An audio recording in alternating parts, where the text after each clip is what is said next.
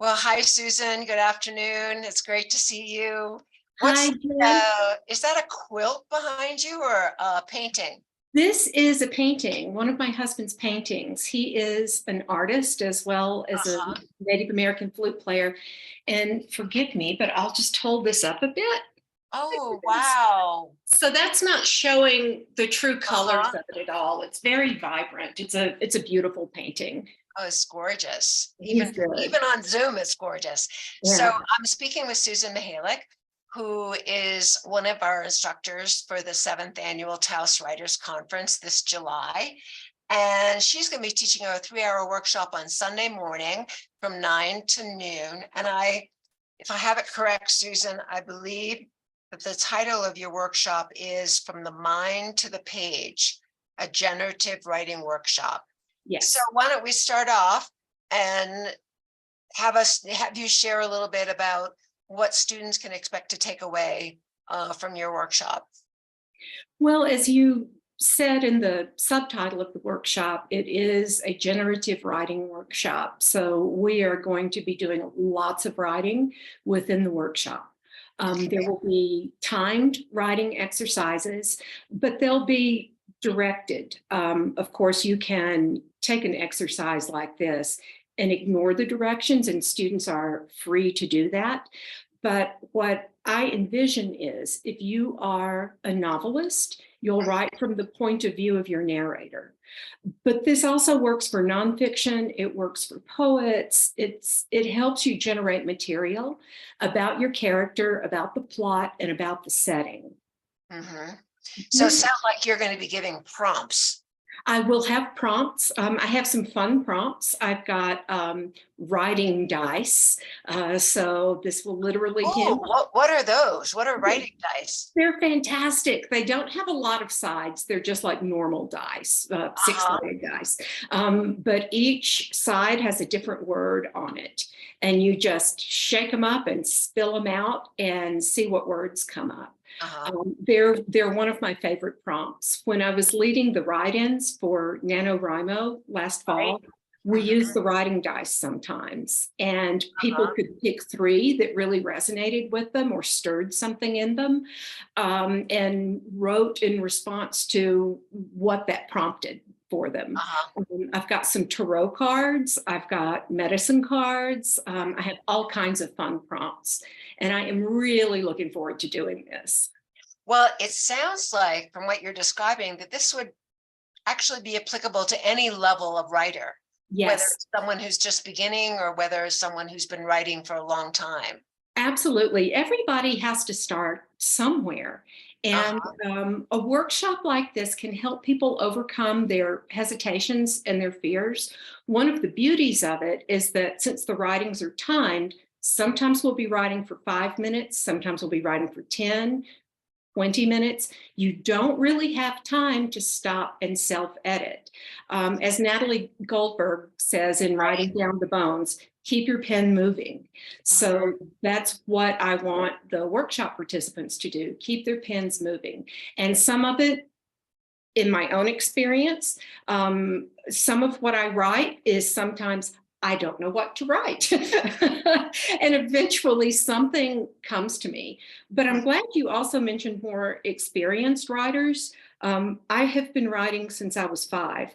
And when I was working on Dark Horses, which was published Yeah. in 2021, I had an issue once I got past sort of the first third of the book. The Mm-hmm. middle third, I just was having trouble with.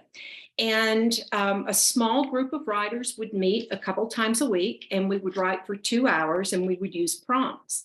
And that got me through the middle of the book. And only one of those writing exercises wound up in the book, but Uh-huh. it was so useful. You can use this to explore your plot and see where it's going or where it shouldn't go, things that don't really work. You can use it to explore your characters and really dive deeply into your characters. It's just an invaluable tool. And how it works is almost kind of mysterious, but it really helps break the log jam if you're experiencing a log jam. Like I've often heard it explained as it sort of frees up the right side of your brain. Yeah, I think So so. that kind of critical part of your brain, the logical, and just kind of let, whatever emerges. It just spills out of you. I Uh, had my inner critic when I was working on dark horses, and it took the form of a parrot that sat on my shoulder and kind of screeched in my ear, "No, you can't write that." And this sort of exercise really silences that parrot. mm. Well, let's talk about dark horses a little bit, because I remember many years ago sitting in the SOMOS salon with you Mhm. when you were still working on revisions. Yes. And it was before the book was published and so Yeah. forth. So tell us a little bit about what your journey has been like as a writer. So when I was working on Dark Horses, when people ask me how long it took me to write it, there are two answers to that. One is that I started it around 2001, but that's not really accurate. I started it in 2001 and I put it aside and did not write a word on it for years. And in 2007, a couple of things happened that made me realize I didn't have more time. This was it. Either I wrote this book now or I was never going to write it or anything else. So the real answer is I started it in 2007. I finished the first draft in 2009. I spent a year editing it on my own. I do have a background as an editor, and I was able to kind of take off the writer's hat and put on the editor's hat. And I took my own edits as far as I could. And then I knew I needed help. I sent it to a friend's agent, and he called and he was enthusiastic. And he said, cut 100 pages and send it back to me. And I did. And I never heard another word from him. I sent it to an agent. He had it for a year. I gave him a year. I sent it to an agent that I had worked with in the past. So now we're up to 2009, 2010, 2011. Now we're up to 2012. I sent it to her and she called me. She was excited. She said exactly the same thing. Cut 100 pages and send it back to me.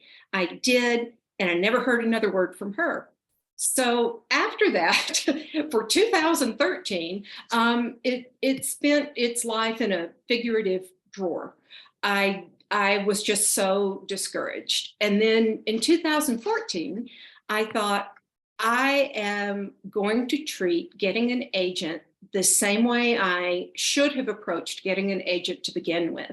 They frequently say they don't like simultaneous submissions, but I'm going to do them. And I did. And at the end of a week of doing that, I had a spreadsheet and everything. I had an agent, and she took it on, and we went through we went through about 5 years of revisions, which again is misleading because sometimes she would have my revisions on her desk for months and she wouldn't have time to look at it. Then I would get it back and I'd spend a month or two revising and send it back to her. And again, sometimes it would sit for months. And when I thought I was turning in my final revision, I thought, this is it. I heard back from her and she said, cut it by a third. And my first thought was, I can't do that. And then my second thought was, oh, yes, you can. So I cut it by a third. I was really ruthless, and it really strengthened the manuscript. That middle that I struggled so much with, a lot of it wasn't necessary, which may have been why I was struggling with it. Well, just out of curiosity, how many pages were some of the earlier drafts that the agents were recommending that you cut 100 pages? I'm not sure about that. I think around 600 pages. And that was, like my dream version of it, which was just idiotic. And by the time I had a truly final manuscript for my agent, the one who actually took me on, it was under 400 pages, just under 400. And it was, I want to say, around 101,000 words. Maybe it came in under 100,000, but then My editor allowed me to put back some things and that made the manuscript flow more smoothly. And both of us were satisfied with that. So not from a generative point of view, but from an editing point of view, listen to your agents and listen to your editors, because they want what's best for you and they want what's best for your book, and they want to sell books. And they want to sell your book. Exactly. And they know the market, and Absolutely. they know what books sell and what books don't sell, and what the characteristics are of a book that's selling well. And Dark Horses has done well. And it has. I'm happy to say, even though it debuted at the beginning of the pandemic, it was not ideal, but it's had great reviews, and it continues to sell. So I'm very happy about that 2 years after it came out, it's still selling. Great. And what are you working on now, if you can share? I'll share a little bit. I'm working on a novel that has had many different titles, and I think I've finally settled on one. I'm calling it Golgotha. It was also known as The Initiate. It was also known as Homestead. So if people have ever heard me talk about those two, it's now Golgotha. Who knows if that's a final title? And it's set in a fundamentalist cult in northern New Mexico. And I'm very excited about that. I'm excited about really incorporating the landscape into the story and making the landscape, some plot points will hinge upon it. It's almost a character in itself. Yes. And is it, so it's a novel, so it's fiction. And can you say what the genesis of your idea was? I say this very tongue-in-cheek, but everybody loves a cult. I had started writing a manuscript after I finished Dark Horses. It's kind of hard to move on from one that you have worked on so intensely for so long. I can imagine. And then move on to the next project like that. And some writers can do it. I unfortunately don't happen to be one of them. So the book that I was going to write was set against the backdrop of a small conservative southern town, which I come from. And I realized that the events that I was trying to write about were still too close to me. There was a lot of evangelism in it. And I was just still, after all these years, more than 30 years away, still too close to it. So I wondered how I could use some of the elements of that, but go deeper. And the cult answer came to me. So this may have some tiny elements of that, but it's not based in that novel that I tried to write. It's really not based in it. I've been able to take tiny elements and incorporate them into the cult book. And with the cult, there's always some common ground. And then you are free to make things up as you go.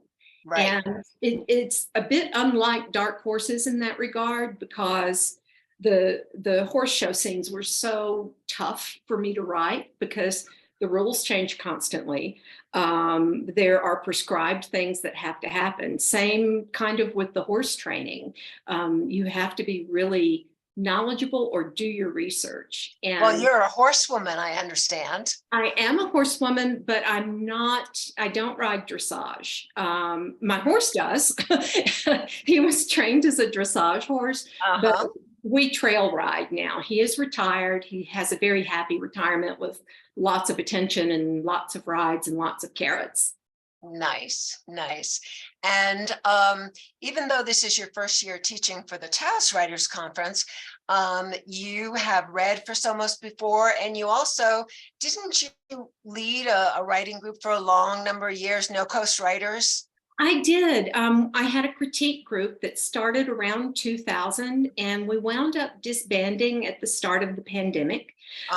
We didn't know how long lockdown was going to last at that time. And in my always Pollyanna mind, I really thought that it would be a couple of weeks and then we'd be done with it. Well, a couple of years later, that group was so valuable to me but I just don't have the energy to do the admin for it anymore, to set up the meetings, to devote 2 Saturdays a month to the meetings, because we met for 3 hours at a time. It was, And almost for 20 years. yes, for 20 years. Wow.